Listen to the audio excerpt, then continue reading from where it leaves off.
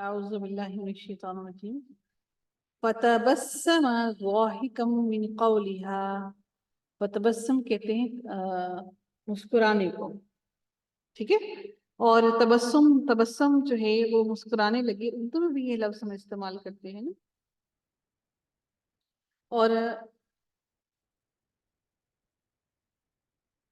حضرت سلیمان علیہ السلام مسکرا کر ہنس دیے اور دعا کرنے لگی کہ اے پروردگار تو مجھے توفیق دے کہ میں تیری ان نعمتوں کا شکر لا سکوں جو تو نے مجھ پر انعام کی ہیں، اور میرے ماں باپ اور پر بھی، اور میرے ایسے نیک اعمال میں ایسے نیک اعمال کرتا رہوں جن سے تو خوش رہے. مجھے اپنی رحمت سے نیک بندوں میں شامل کر لے. آپ نے پرندوں کا جائزہ لیا اور فرمانے لگے یہ کیا بات ہے کہ میں ہدہد کو نہیں دیکھتا. ہدہد وہ پرندہ تھا جس کو زمین کے اندر بھی چیزیں ایسے ہی دکھائی دیتی تھی جیسے زمین کے اوپر دکھائی دیتی تھی، اس لیے ہدہد ان کے قافلے میں آگے رہتا تھا تاکہ وہ جنات کو بتا سکے کہ یہاں پر پانی ہے، اور پھر وہاں پر جنات فوراً کنواں کھودتے تھے، پھر وہاں پر وہ پڑاؤ کیا کرتے تھے.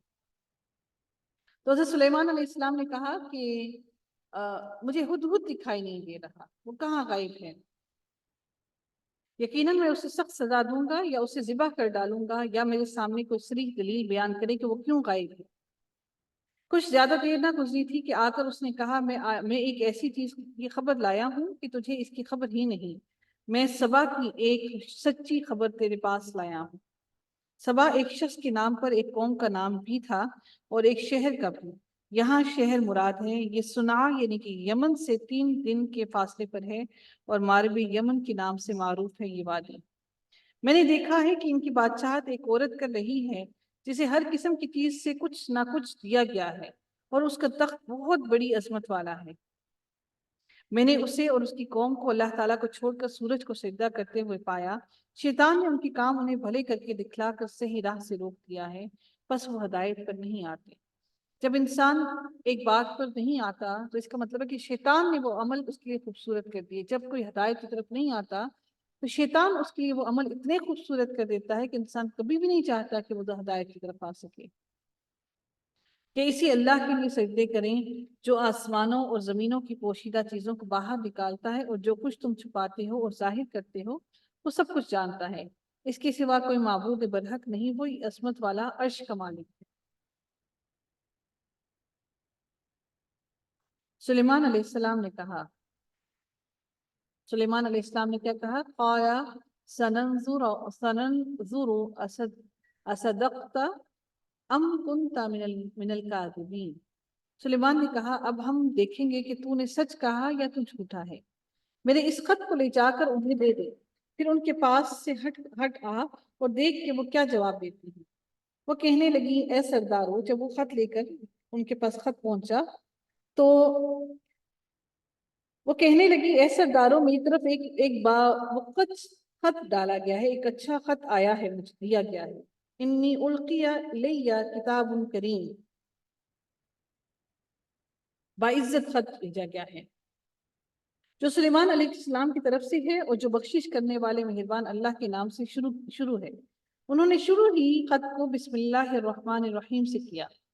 اس سے مراد دیکھیے کہ یہ الفاظ جو ہیں وہ اس وقت بھی موجود تھے. اللہ تعالیٰ کے الفاظ قرآن کے اندر جو موجود ہیں وہ اللہ تعالیٰ نے باقی نبیوں کو بھی سکھائے. یہ کہ تم میرے سامنے سرکشی نہ کرو اور مسلمان بن کر میرے پاس آ جاؤ. اس نے کہا اے میرے سردار تم میرے اس معاملے میں مجھے مشورہ دو. میں کسی امر کا قطعی فیصلہ جب تک تمہاری موجودگی اور رائے نہ ہو نہیں کیا کرتی. حالانکہ ملکہ ہے وہاں. اس کے باوجود اس نے ساروں سے مشورہ لیا. ان سب نے جواب دیا کہ ہم طاقت اور قوت والے سخت لڑنے بھیڑنے والے ہیں، آگے آپ کو اختیار ہے. آپ خود ہی سوچ لیجئے کہ ہمیں آپ کیا کچھ حکم فرماتے ہیں، ہم اس کی پیروی کریں گے. اس نے کہا کہ بادشاہ جب کسی بستی میں گھستے ہیں تو اسے اجاڑ دیتے ہیں اور وہاں کے باعزت لوگوں کو ذلیل کر دیتے ہیں، اور یہ لوگ بھی ایسا ہی کریں گے. میں انہیں ایک ہدیہ بھیجنے والی ہوں، پھر دیکھ لوں گی کہ قاصد کیا جواب لے کر لوٹتے ہیں. بس جب قاصد حضرت سلیمان علیہ السلام کے پاس پہنچا تو آپ نے فرمایا کیا تم مال سے مجھے مدد دینا چاہتے ہو؟ مجھے تو میرے رب نے اس سے بہت بہتر دے رکھا ہے جو اس نے تمہیں دیا ہے. بس تم ہی اپنے تحفے سے خوش رہو. مجھے اس تحفے کی ضرورت نہیں، تم ہی اس سے خوش رہو.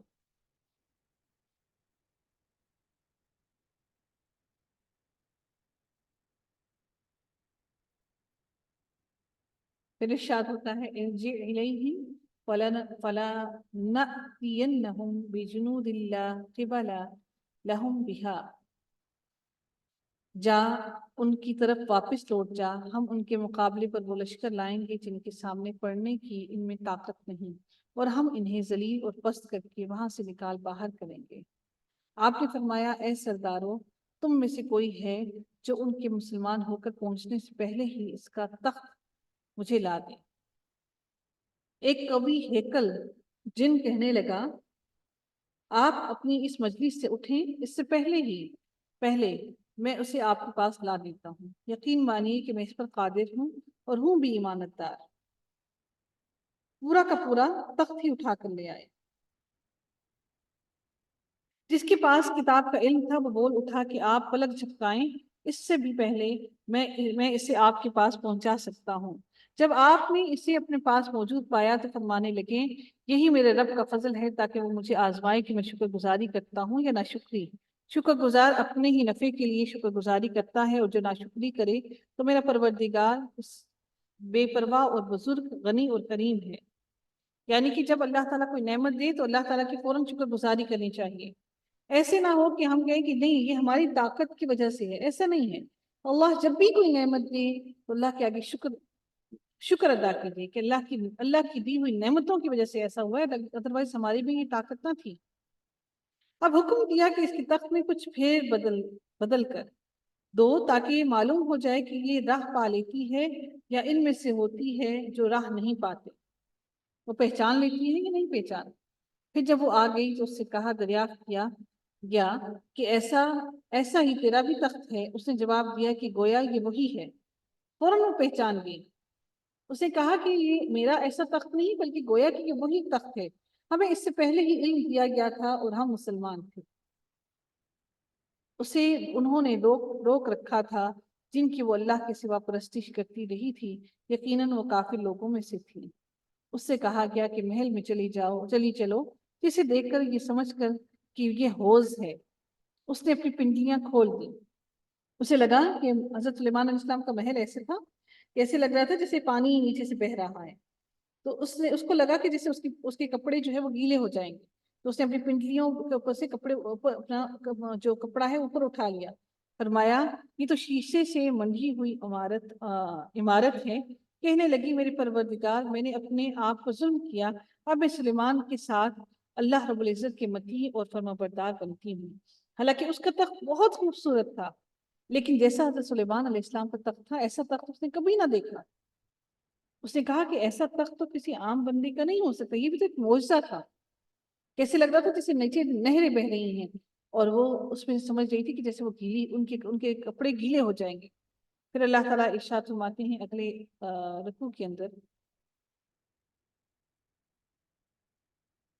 وَلَقَدْ أَرْسَلْنَا إِلَى ثَمُودَ أَخَاهُمْ صَالِحًا، یقیناً ہم نے ثمود کی طرف ان کے بھائی صالح علیہ السلام کو بھیجا کہ تم سب اللہ کی عبادت کرو۔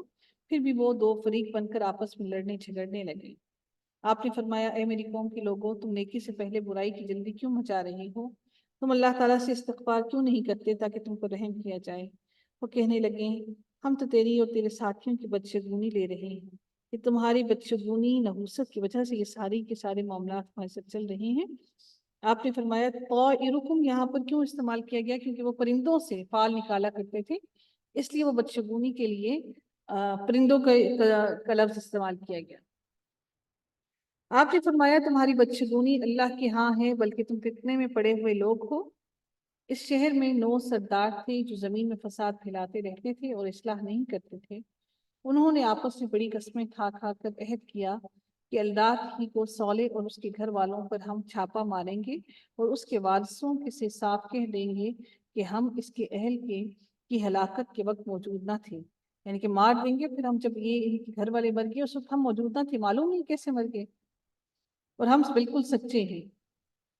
انہوں نے خفیہ تدبیر کی اور ہم نے بھی، اور وہ اسے سمجھتے ہی نہ تھے کہ کیا اللہ تعالیٰ ان کی ان چالوں کو نہیں جانتا۔ اللہ تعالیٰ نے بھی ان کے لیے تدبیر کی۔ فانظر کیف کان عاقبۃ مکرہم، اللہ تعالیٰ فرماتے ہیں کہ آپ دیکھ لیں ان کے مکر کا انجام کیسا کچھ ہوا۔ کہ ہم نے ان کو اور ان کی قوم کو سب کو غارق کر دیا۔ یہ ہیں ان کے مکانات جو ان کے ظلم کی وجہ سے اجڑے پڑے ہیں۔ جو لوگ علم رکھتے ہیں ان کے لیے اس میں بڑی نشانی، ساری کی ساری تباہ کر دی اللہ نے، وہ بستیاں لوگوں کو اجاڑ دی۔ ہم نے ان کو جو ایمان لائے تھے اور پرہیزگار تھے بال بال بچا لیا، نجات دی۔ اور لوط علیہ السلام کا ذکر کر کیا، اور لوط کا ذکر کر، جبکہ اس نے اپنی قوم سے کہا کہ باوجود دیکھنے بھالنے کے پھر بھی تم بدکاری کر رہے ہو۔ یہ کیا بات ہے کہ تم عورتوں کو چھوڑ کر مردوں سے شہوت کر رہے ہو؟ حق یہ ہے کہ تم بڑی ہی نادانی کر رہے ہو۔ قوم کا جواب سوائے اس کہنے کے اور کچھ نہ تھا کہ آل لوط کو اپنے شہر سے شہر بدر کر دو۔ یہ تو بڑے ہی پاک باز بنتے پھرتے ہیں، خود کو بڑے پاک باز سمجھتے ہیں۔ پھر اللہ تعالیٰ ارشاد فرماتے ہیں فَأَنْجَيْنَاهُ نَاهُ وَأَهْلَهُ إِلَّا امْرَأَتَهُ قَدَّرْنَاهَا مِنَ الْغَابِرِينَ، بس ہم نے اسے اور اس کے اہل کو سوائے اس کی بیوی کے سب کو بچا لیا۔ اس کا اندازہ تو باقی رہ جانے والوں میں ہم لگا ہی چکے تھے، ہمیں معلوم تھا کہ وہ باقی رہ جانے والے لوگوں میں سے ہوگی۔ وَأَمْطَرْنَا عَلَيْهِمْ مَطْرًا، اور پھر ہم نے ان پر پتھروں کی بارش اللہ تعالیٰ نے ان پر برسائی۔ فَسَاءَ مَطَرُ الْمُنذَرِينَ، اور پھر اللہ تعالیٰ فرماتے ہیں کہ پس ان دھمکائے ہوئے لوگوں پر بڑی بری بارش تھی۔ قُلِ الْحَمْدُ لِلَّهِ وَسَلَامٌ عَلَىٰ عِبَادِهِ الَّذِينَ اصْطَفَىٰ، تو کہہ دے کہ تمام تعریف اللہ ہی کے لیے ہے اور اس کے برگزیدہ بندوں پر سلام ہے۔ کیا اللہ تعالیٰ بہتر ہے کیا وہ جنہیں یہ لوگ شریک ٹھہرا رہے ہیں؟ کون زیادہ بہتر ہے، اللہ یا وہ جن کو یہ شریک ٹھہرا رہے ہیں؟ وآخر دعوانا ان الحمد لله رب العالمين، صلی اللہ تعالی علی خیر خلقه اجمعین برحمتک یا ارحم الراحمین۔ سبحانك اللهم وبحمدك نشهد ان لا اله الا انت نستغفرك ونتوب اليك۔ السلام علیکم ورحمۃ اللہ وبرکاتہ۔